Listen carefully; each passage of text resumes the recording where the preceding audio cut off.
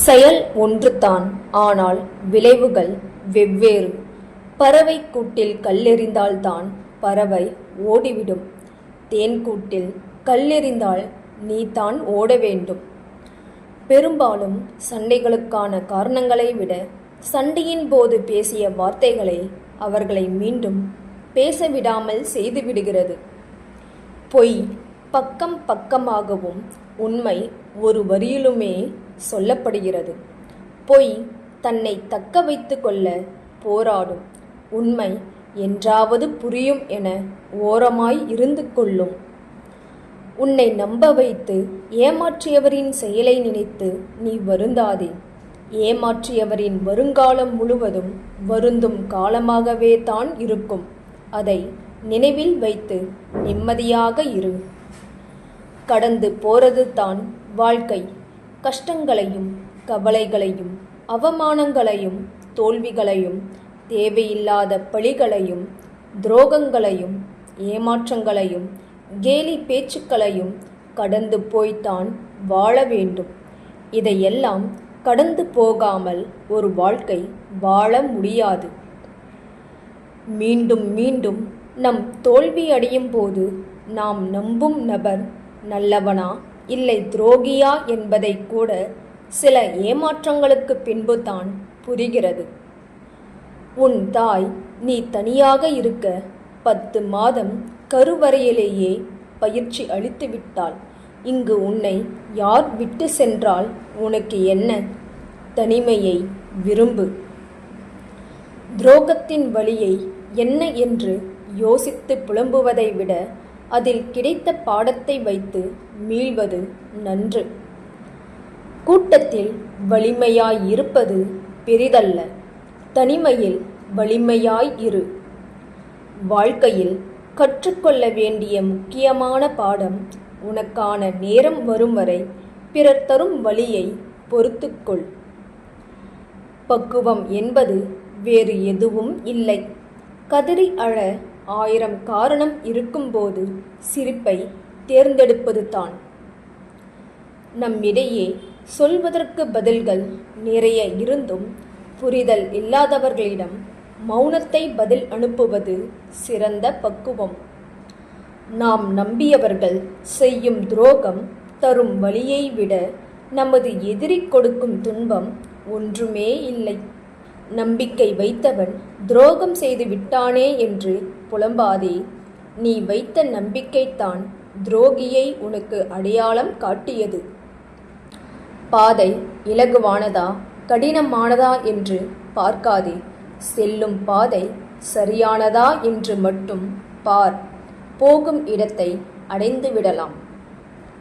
தவறான நபருடன் இருப்பதை விட தனிமையில் இருப்பதே நல்லது. கடமையை செய்பவனுக்கு கடமை இருந்து கொண்டே இருக்கும். கவலைப்படுகிறவனுக்கு கவலை இருந்து கொண்டே இருக்கும். இது உன் வாழ்க்கை. ஒளியில் பயணிப்பதும் இருளில் நடப்பதும் உன் எண்ணங்களை சார்ந்தது. பணிவு என்பது ஒருபோதும் பலவீனம் அல்ல, அதுதான் பலம். தொலைந்ததை மட்டும் தேடுங்கள். விலகி சென்றதை எல்லாம் நினைத்து கூட பார்க்காதீர்கள். மற்றவர்கள் தவறாக கூட இருக்கட்டும், நீங்கள் சரியான பாதையில் செல்வது தான் மிகவும் முக்கியமானது. அதை விட்டுவிட்டு மற்றவர்களை ஆராய்வதாக எண்ணி உங்கள் பயணத்தை வீணடிக்க வேண்டாம். உன்னிடம் இருக்கும்போது உன்னை விடவும் வசதியானவர்கள் நிறைய இருக்கிறார்கள் என்பதை மறவாதே.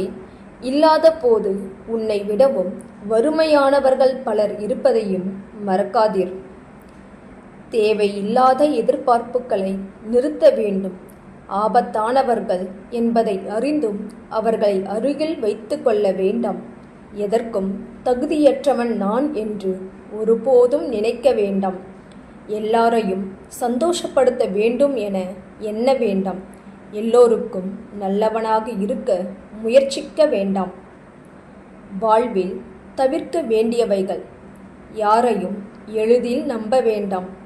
கடந்த காலத்தில் வாழ்ந்து கொண்டிருக்க வேண்டாம். எங்கும் எவரிடமும் எதற்கும் யாருக்காகவும் சுயமரியாதையை விட்டு கொடுக்க வேண்டாம். குறிக்கோள் இல்லாமல் வாழ வேண்டாம். தவறுகளை திருத்திக் கொள்வதுடன் அதிலிருந்து பாடமும் கற்றுக்கொள்ள வேண்டும். சாக்கு கூறும் ஆற்றல் பெற்றவன் சாதனை செய்வதற்கு தகுதியற்றவன். எப்போது நாம் பேசுவதை நிறுத்திவிட்டு செயல்களில் இறங்குகிறோமோ அப்போதே நமது வெற்றி ஆரம்பமாகி விடுகிறது.